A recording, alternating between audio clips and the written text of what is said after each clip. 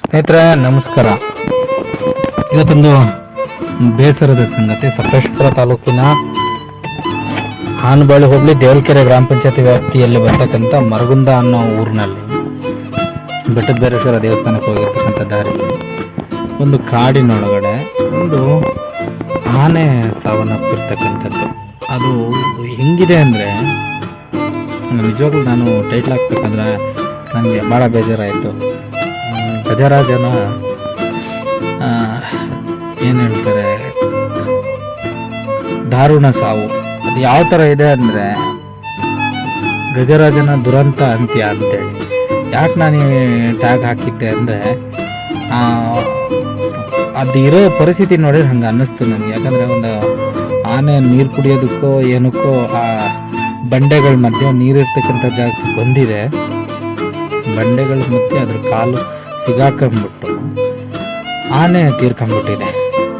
ಆ ಪರಿಸ್ಥಿತಿ ನೋಡಿಬಿಟ್ರೆ ಅದು ಚಿಂತಾಜನಕ.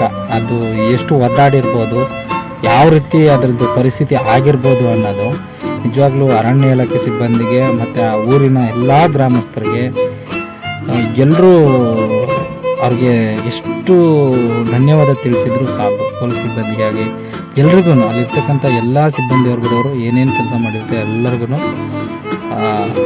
ಅಭೂತಪೂರ್ವ ಧನ್ಯವಾದಗಳನ್ನ ತಿಳಿಸಲೇಬೇಕಾಗುತ್ತೆ. ಯಾಕಂದರೆ ಅಂಥ ದುಷ್ಪರಿಸ್ಥಿತಿ ಅದು ಯಾವ ಥರ ಇದೆ ಅಂದರೆ ಪೂರ್ತಿ ಕೊಳೆತ ಸ್ಥಿತಿಯಲ್ಲಿದೆ. ಆನೆ ಕೊಳೆತಾಗಿರ್ತಕ್ಕಂಥ ಸ್ಥಿತಿಯಲ್ಲಿ ಅಲ್ಲಿ ತುಂಬ ಸ್ಮೆಲ್ ಬರ್ತಿರ್ತಕ್ಕಂಥದ್ದು. ಅಲ್ಲಿ ಮಾಹಿತಿ ಕೇಳಿದ ತಕ್ಷಣ ನನಗೆ ಬೇಜಾರಾಗೋಯಿತು. ನಾನು ಹೋದೆ ನೋಡೋಕ್ಕಂತ ನನ್ನ ಮನೆ ಅಲ್ಲಿ ಹೋಗಿ ಆ ಪ್ಲೇಸ್ಮೆಂಟಿಗೆ ಹೋದಾಗ ಅಲ್ಲಿ ಹೋಗ್ಬೇಡ ಅಂತ ಹೇಳಿದರು. ಒಂದೇ ಮಾತು ಹೇಳಿದ್ರು, ಹೋಗ್ಬೇಡ, ಎಲ್ಲ ಮುಗಿದೋಗಿದೆ, ಅಲ್ಲಿ ಸುಮ್ಮನೆ ಹೋಗಕ್ಕೆ ಹೋಗ್ಬೇಡಿ ಈಗ ಅಂತೇಳಿ ಹೇಳಿದ್ರು. ಅದಾದಮೇಲೆ ನನಗೆ ಬೇಜಾರಾಯಿತು. ಅದೇನು ಆನೆಯ ಕಾರ್ಯನ ಮುಗಿಸ್ಬೇಕಿತ್ತು, ಅದನ್ನು ಮುಗಿಸಿದ್ರು ಅಂತೇಳಿ ವಿಷಯ ತಿಳ್ಕೊಂಡೆ. ಅದಾದಮೇಲೆ ಸಮಾಧಾನ ಆಯಿತು. ಹಾಗೆ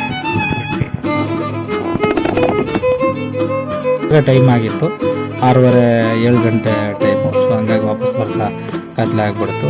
ಬೇಜಾರಾಯಿತು. ಆ ಕಡೆ ಬಂದ್ಬಿಟ್ಟೆ. ಭಾಳ ಬೇಜಾರಾಯಿತು. ಭಾಳ ಬೇಜಾರಾಯಿತು. ಆ ಫೋಟೋ ನಾನು ಹಾಕಿದ್ದೀನಿ, ಒಂದ್ಸರಿ ನೋಡಿ. ಈ ವಿಡಿಯೋ ಇಷ್ಟ ಆದಲ್ಲಿ ವಿಡಿಯೋನ ಶೇರ್ ಮಾಡಿ, ಹಾಗೆ ಲೈಕ್ ಮಾಡಿ, ಕಮೆಂಟ್ ಮಾಡಿ ಅಂತ ಹೇಳ್ತಾ, ಇದೊಂದು ಗಜರಾಜನ ದುರಂತ ಅಂತ್ಯ ಈ ವಿಡಿಯೋಗೆ ನಿಮ್ಮೆಲ್ಲರೂ ಸಪೋರ್ಟ್ ಇರುತ್ತೆ ಅಂತ ಹೇಳ್ತಾ ಈ ವಿಡಿಯೋನ ಮುಗಿಸ್ತೀನಿ. ನಮಸ್ಕಾರ.